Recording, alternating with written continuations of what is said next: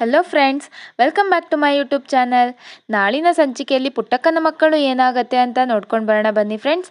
ಅದಕ್ಕೂ ಮುಂಚೆ ಯಾರ್ಯಾರು ಇನ್ನೂ ನಮ್ಮ ಚಾನಲ್ನ ಸಬ್ಸ್ಕ್ರೈಬ್ ಮಾಡ್ಕೊಳ್ಳದೆ ಹಾಗೇ ವಿಡಿಯೋಗಳನ್ನ ನೋಡ್ತಿದ್ದೀರೋ ದಯವಿಟ್ಟು ಸಬ್ಸ್ಕ್ರೈಬ್ ಮಾಡ್ಕೊಳ್ಳಿ.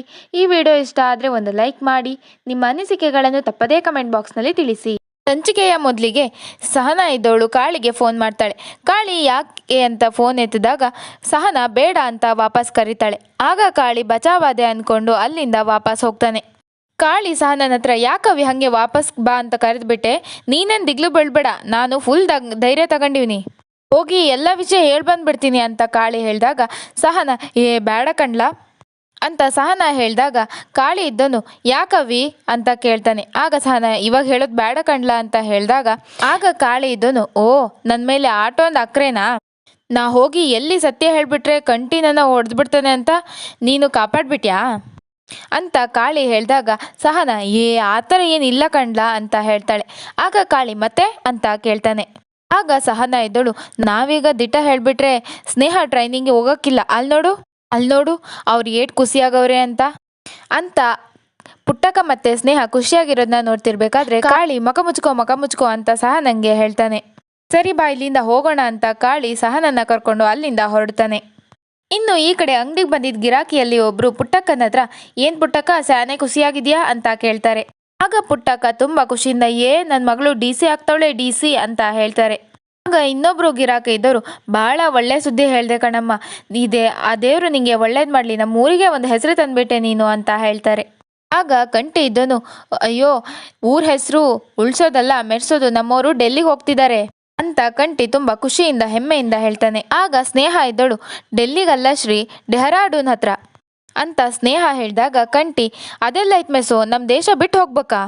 ಆಗ ಸ್ನೇಹ ಇದ್ದಳು ಅಯ್ಯೋ ಇಲ್ಲ, ಟ್ರೈನಿಂಗ್ ನಡೆಯೋದು ಉತ್ತರ ಭಾರತದಲ್ಲಿ ಮಸೂರಿಯಲ್ಲಿ, ಅದು ನಮ್ಮ ಉತ್ತರ ಭಾರತನೇ ಅಂತ ಹೇಳ್ತಾಳೆ. ಆಗ ಚಂದ್ರು ಇದ್ದವನು ಕೇಳ್ತಾನೆ ಯಾವಾಗಿಂದ ಟ್ರೈನಿಂಗು ಅಂತ. ಸ್ನೇಹ ಇದ್ದಳು ಇನ್ನೊಂದು 2 ದಿವಸದಲ್ಲಿ ಹೊರಡ್ಬೇಕಣ್ಣಯ್ಯ ಅಂತ ಹೇಳ್ತಾಳೆ.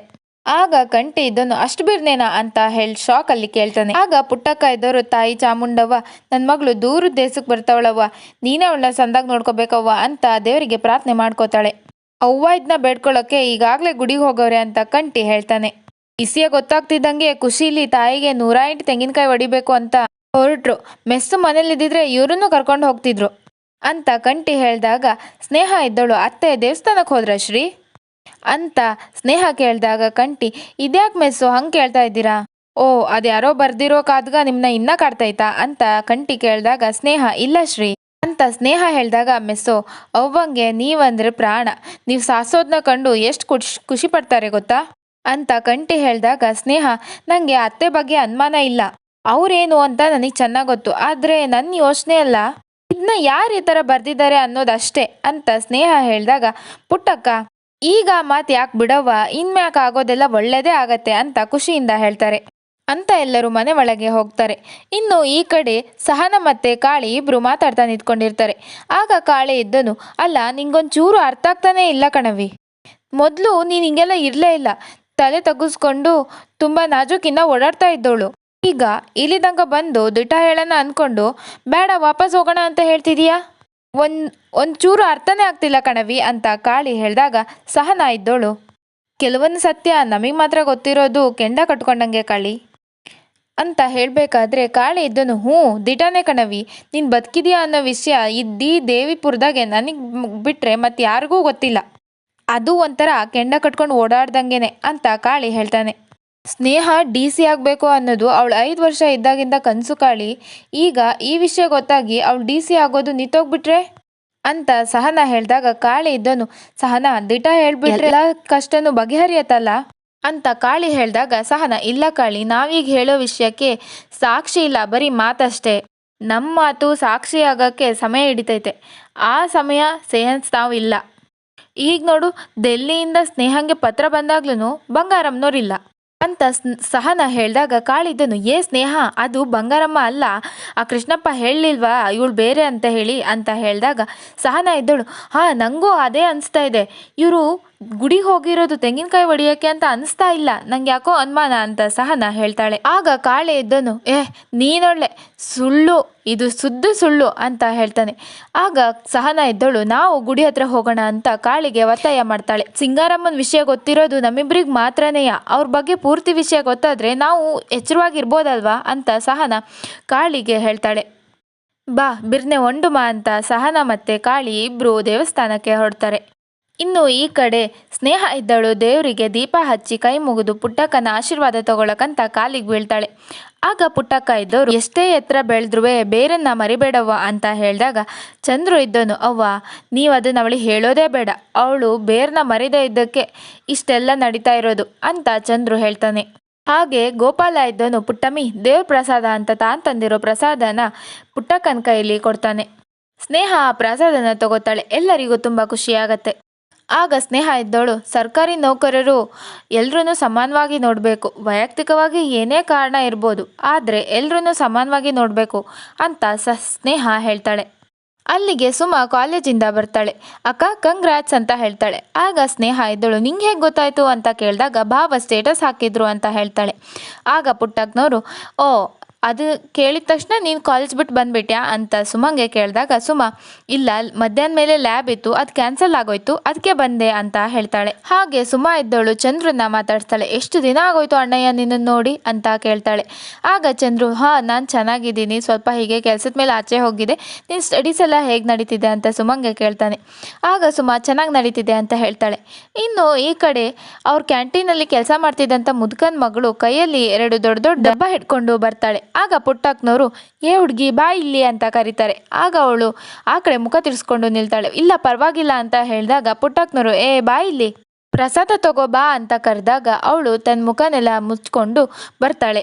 ಆಗ ಪುಟ್ಟಕ್ಕ ಇದ್ದವರು, ತಗೋ ನನ್ನ ಮಗಳು DC ಪರೀಕ್ಷೆಯಲ್ಲಿ ಪಾಸ್ ಆಗಿ ಟ್ರೈನಿಂಗಿಗೆ ಅಂತ ದೂರಿಗೆ ಹೋಗ್ತಾವಳೆ ಅಂತ ಪ್ರಸಾದನ ಕೊಡ್ತಾರೆ. ಆ ಹುಡುಗಿ ಕಂಗ್ರ್ಯಾಚುಲೇಷನ್ಸ್ ಅಂತ ಸ್ನೇಹಂಗೆ ಹೇಳಿ ಅಲ್ಲಿಂದ ಹೊರಡ್ತಾಳೆ. ಆಗ ಸ್ನೇಹ ಇದ್ದಳು, ಪಾಪ ಈ ಹುಡುಗಿ ತುಂಬಾ ಸಂಕೋಚ ಪಡ್ಕೋತಾಳಲ್ಲವ ಅಂತ ಕೇಳಿದಾಗ ಪುಟ್ಟಕ್ಕ, ಈ ಹುಡುಗಿ ಮನಸ್ಸಲ್ಲೇ ಸ್ಯಾನೆ ನೋವು ತಿಂತವಳೆ, ಅದೇನು ಕಷ್ಟನೋ ಏನು, ಯಾರ ಹತ್ರನೂ ಹೇಳ್ಕೊಳ್ತಿಲ್ಲ ಅಂತ ಪುಟ್ಟಕ್ಕ ಹೇಳ್ತಾರೆ. ಇನ್ನು ಎಲ್ಲರೂ ನೋವನ್ನು ತೀರ್ಸೋಕ್ಕೆ ನಮ್ಮ DC ಮೇಡಮ್ ಅವರವೇ, ನೀವೇನು ಚಿಂತೆ ಮಾಡಬೇಡ್ರಿ ಅವ್ವ ಅಂತ ಕಂಟಿ ಹೇಳ್ತಾನೆ. ಹಾಗೆ ಪುಟ್ಟಕ್ಕ ಎಲ್ರೂ ಊಟಕ್ಕೆ ಕರೀತಾರೆ. ಆಗ ಚಂದ್ರು, ಇಲ್ಲ ನಾನು ಹೊರಡಬೇಕು ಅಂತ ಹೇಳಿದಾಗ, ಎಷ್ಟೋ ದಿನ ಆದಮೇಲೆ ಬಂದಿದೆಯಾ, ಊಟ ಮಾಡ್ಕೊಂಡು ಹೋಗುವಂಥ ಪುಟ್ಟಕ್ಕ ಮತ್ತೆ ಒತ್ತಾಯ ಮಾಡ್ತಾರೆ. ಇಲ್ಲ ಇದೊಂದು ದಿನ ಬರ್ತೀನಿ ಅಂತ ಹೇಳಿ ಚಂದ್ರು ಎಲ್ಲರಿಗೂ ಹೋಗಿ ಬರ್ತೀನಿ ಅಂತ ಹೇಳಿ ಅಲ್ಲಿಂದ ಹೊರಡ್ತಾನೆ. ಇನ್ನು ಈ ಕಡೆ ಮ್ಯಾಕ್ಸಿ ಮತ್ತೆ ಚೋಟು ಕ್ಯಾಂಟೀನ ನಡೆಸ್ತಿರ್ತಾರೆ. ಆಗ ಮ್ಯಾಕ್ಸಿ ಇದ್ದವನು, ಬನ್ನಿ ಬನ್ನಿ ಅಂತ ಹೇಳಿ ಎಲ್ಲ ಗಿರಾಕಿನೂ ಕರೀತಾರೆ. ಆಗ ಚೋಟು ಇದ್ದವನು, ಮ್ಯಾಕ್ಸಿ ಇಲ್ಲಿ ಬಂದು ತಿಂಡಿ ತಿನ್ನೋದಕ್ಕಿಂತ ಅವರೆಲ್ಲರೂ ನಿನ್ನನ್ನೇ ನೋಡ್ತಾರೆ, ನೀನೇ ಮಜವಾಗಿದೆಯಾ ಅಂತ ಹೇಳ್ತಾನೆ. ಆಗ ಆ ಅಜ್ಜಿದಿದ್ದು ಚೋಟುಗೆ, ಚೋಟು ಮ್ಯಾಕ್ಸಿನ್ ನೋಡಿ ಕಲ್ಕೋ ಹೇಗೆ ವ್ಯಾಪಾರ ಮಾಡಬೇಕು ಅಂತ ಹೇಳ್ತಾರೆ. ಆಗ ಚೋಟು ಇದ್ದನು, ನಾನು ಇಲ್ಲಿಂದ ಅಲ್ಲಿ ಪಲ್ಟಿ ಹೊಡೆದು ಜನರನ್ನ ಕರೀಲ ಅಂತ ಕೇಳಿದಾಗ ಅವರಿದ್ದರು ಶಾಕಲ್ಲಿ ನೋಡ್ತಾರೆ. ಅದು ಬಿಳಿ ಜನರನ್ನ ಕಂಡ್ರೇನೆ ಹಾಗೆ ನಮ್ಮ ದೇಶದವರು, ನಾನೇನು ಮಾಡಲಿ ಅಂತ ಹೇಳಿದಾಗ ಮ್ಯಾಕ್ಸಿ ಇದ್ದನು, no it's not about colour, it's about communication ಅಂತ ಹೇಳ್ತಾನೆ. ಆಗ ಕಾಳಿ, ಕನ್ನಡವೇ ನಮ್ಮಮ್ಮ ಅಂತ ಹಾಡು ಹೇಳೋಕ್ಕೆ ಸ್ಟಾರ್ಟ್ ಮಾಡ್ತಾನೆ. ಆಗ ಒಬ್ಬರು ಗಿರಾಕಿ ಇದ್ದರು, ಆಹಾ ಎಷ್ಟು ಚೆನ್ನಾಗಿ ಹಾಡು ಹೇಳ್ತೀಯಪ್ಪ, ಬೇರೆ ರಾಜ್ಯದಿಂದ ಬಂದವರು ನಮ್ಮ ಬೆಂಗಳೂರಲ್ಲಿ ಸೆಟ್ಲ್ ಆದವರೇ ಕನ್ನಡ ಕಲೀರಿ ಅಂತ ಹೇಳಿದ್ರೆ ನಾವು ಕಲಿಯಲ್ಲ ಅಂತ ಹೇಳ್ತಾರೆ, ನೀನು ಬೇರೆ ದೇಶದಿಂದ ಬಂದು ಇಷ್ಟು ಚೆನ್ನಾಗಿ ಕನ್ನಡ ಮಾತಾಡ್ತಿದೀಯಾ, ಸೂಪರ್ ಕಣಪ್ಪ ನೀನು ಅಂತ ಹೇಳ್ತಾರೆ. ಆಗ ಮ್ಯಾಕ್ಸ್ ಇದ್ದನು, I love Kannada, I love Bengaluru ಅಂತ ಹೇಳ್ತಾನೆ. ಒಂದೇ ಡೈಲಾಗ್ಗೆ ಹೀರೋ ಆಗ್ಬಿಟ್ಟೆಲ್ಲ ಗುರು, ಸಾಧನಕ್ಕ ಇದ್ದಿದ್ರೆ ಫುಲ್ ಖುಷಿ ಆಗ್ಬಿಟ್ಟಿರೋಳು ಅಂತ ಚೋಟು ಹೇಳ್ತಾನೆ. ನಾನು ಅವ್ರನ್ನ ಮಿಸ್ ಮಾಡ್ಕೋತೀನಿ, ಐ ವಿಲ್ ಕಾಲ್ ಹರ್ ಅಂತ ಮ್ಯಾಕ್ಸಿ ಫೋನ್ನ ತೆಗಿತಾನೆ.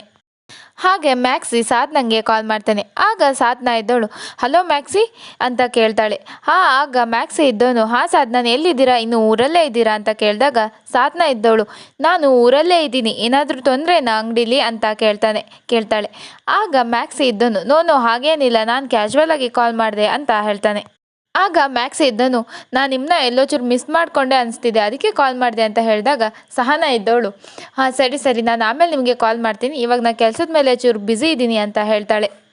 ಆಗ ಮ್ಯಾಕ್ಸಿ ಇದ್ದವನು ಮನಸ್ಸಲ್ಲೇ ಅನ್ಕೋತಾನೆ, ಇವರು ನನ್ನ ತುಂಬ ನಂಬ್ತಾರೆ, ಅಂದರೆ ಇವ್ರು ನನ್ನ ಇಷ್ಟಪಡ್ತಿದ್ದಾರೆ, ನನಗೆ ಗೊತ್ತಾಯ್ತು ಅಂತ ಮನಸ್ಸಲ್ಲೇ ಅನ್ಕೋತಾನೆ. ಇನ್ನು ಈ ಕಡೆ ವೆಹಿಕಲ್ ಓಡಿಸ್ಬೇಕಾದ್ರೆ ಕಾಳಿ ಇದ್ದನು ಸಹನನ ಮನಸ್ಸಿನಾಗೆ, ನಾನು ಇದೀನಿ ಅನ್ಸತ್ತೆ, ಇಲ್ಲ ಅಂದಿದ್ರೆ ಅವಳು ನನ್ನ ನಂಬಿ ಇಷ್ಟು ದೂರ ಬರ್ತಿದ್ಲಾ ಅಂತ ಇವನು ಮನಸ್ಸಲ್ಲಿ ಅನ್ಕೋತಾನೆ. ಇನ್ನು ಈ ಕಡೆ ಕಲಿ ಮತ್ತು ಸಿಂಗಾರಮ್ಮ ದೇವಸ್ಥಾನಕ್ಕೆ ಬಂದಿರ್ತಾರೆ. ಆಗ ಕಲಿ ಇದ್ದನು, ಅಮ್ಮ ನನಗಿಲ್ಲಿ ಬಂದು ಬೋರ್ ಹೊಡಿತಿದೆ ಅಂತ ಹೇಳಿದಾಗ ಸಿಂಗಾರಮ್ಮನವರು, ನಿನಗೆ ಬೋರ್ ಹೊಡಿತಿದೆ, ನನಗಿಲ್ಲೆಲ್ಲ ಮಿಸ್ ಹೊಡಿತಿದೆ ಅಂತ ಹೇಳ್ತಾರೆ. ಆ ಸ್ನೇಹ ಡಿ ಸಿ ಆಗಕ್ಕೆ ಇನ್ನು 3 ಗೇಣು, ಅವಳಿಗೆಲ್ಲರೂ ವಿಷಯ ಗೊತ್ತಾದರೆ ನಾವು ಮತ್ತೆ ಕಂಬಿ ಎಣಿಸ್ಬೇಕಾಗತ್ತೆ ಅಂತ ಸಿಂಗಾರಮ್ಮ ಹೇಳಿದಾಗ ಕಲಿ ಇದ್ದವನು, ನಿನ್ನ ತಲೆ ಹಾಳಾದಾಗಲೇ ನೀ ಹೀಗೆಲ್ಲ ಯೋಚನೆ ಮಾಡೋದು ಅಂತ ಕಲಿ ಹೇಳಿದಾಗ ಸಿಂಗಾರಮ್ಮನವರು, ನಾನು ಮಾತಾಡೋದೇನು ತಮಾಷೆ ಅನಿಸ್ತಿದ್ಯಾ ನಿಂಗೆ ಅಂತ ಸಿಂಗಾರಮ್ಮನವರು ಕೇಳ್ತಾರೆ. ಆಗ ಕಲಿಯೋದನು, ಅಮ್ಮ ನೀನು ಯಾಕೆ ಹಿಂಗೆ ಆಡ್ತಾ ಇದೀಯಾ, ನೀನೀಗ ಸಿಂಗಾರಮ್ಮ ಅಲ್ಲ ಬಂಗಾರಮ್ಮ ಅಂತ ಹೇಳ್ತಾನೆ. ಆಗ ಸಿಂಗಾರಮ್ಮ ಇದ್ದವರು, ಅದೇ ಕಣ್ಲ ನನಗೂ ಟೆನ್ಷನ್ ಆಗಿದ್ದು, ನಾನು ಬಂಗಾರ ಅಲ್ಲ ಸಿಂಗಾರ ಅಂತ ಗೊತ್ತಾದರೆ ನಾವು ಮತ್ತೆ ಕಮ್ಮಿ ಎಣಿಸ್ಬೇಕಾಗತ್ತೆ ಅನ್ನೋದೇ ನನ್ನ ಚಿಂತೆ ಅಂತ ಸಿಂಗಾರಮ್ಮ ಹೇಳ್ತಾರೆ.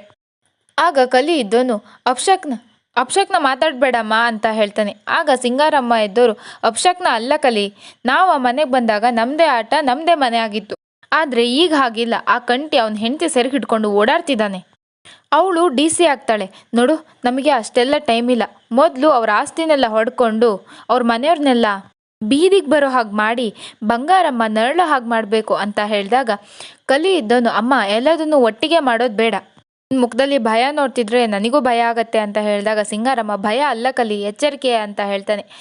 ಆಗ ಕಲಿ ಇದ್ದವನು, ಈಗೇನು ಕಾಯಿ ಒಡಿಸ್ತೀಯಾ ಇಲ್ವಾ ಅಂತ ಕಲಿ ಕೇಳ್ತಾನೆ. ಆಗ ಸಿಂಗಾರಮ್ಮ, ನಾವೇನಿಲ್ಲಿ ಕಾಯಿ ಒಡ್ಸಕ ಬಂದಿರೋದು ಅಂತ ಹೇಳ್ತಾರೆ. ಇದು ನಾಳಿನ ಸಂಚಿಕೆ. ಮುಂದಿನ ಸಂಚಿಕೆಗಳಿಗಾಗಿ ನಮ್ಮ ಚಾನಲನ್ನು ತಪ್ಪದೇ ಸಬ್ಸ್ಕ್ರೈಬ್ ಆಗಿ. ಈ ವಿಡಿಯೋ ಇಷ್ಟ ಆದರೆ